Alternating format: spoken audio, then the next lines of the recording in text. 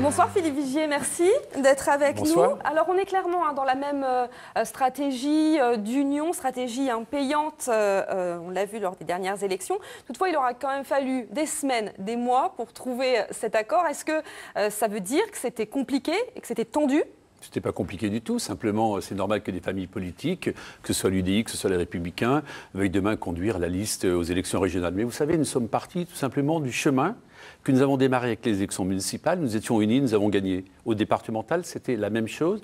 Donc l'exigence, c'était le rassemblement. Il vaut mieux mettre un petit peu de temps pour se rassembler et avoir ensuite un vrai projet pour les habitants de cette région, plutôt qu'assister au spectacle auquel nous assistons avec actuelle majorité au Conseil régional. Regardez, vos deux sujets.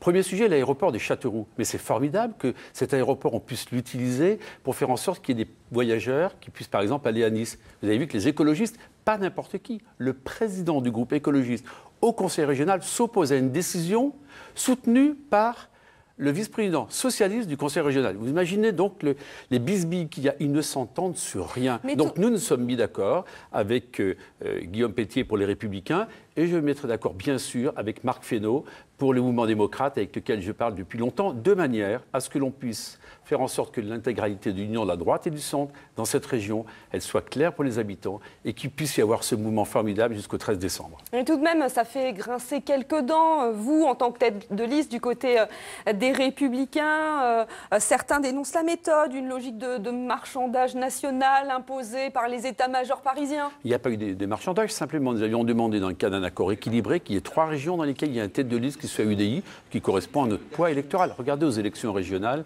européennes dans cette région. Grosso modo, c'était 1 tiers, 2 tiers. 1 tiers pour les centristes et 2 tiers pour les républicains. Donc ça n'est que la traduction de ce qui s'est passé dans les urnes il y a quelques mois, tout simplement. Donc pas de tractation, mais parlons une seconde de la gauche.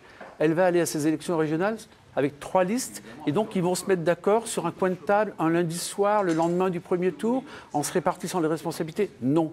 Moi, je m'engage ce soir à faire en sorte que les habitants de cette région Centre-Val de Loire connaîtront les différents vice-présidents qui, demain, seront en charge s'ils nous font confiance. Eh bien, merci beaucoup, Philippe Vigier, d'avoir été sur ce plateau avec nous.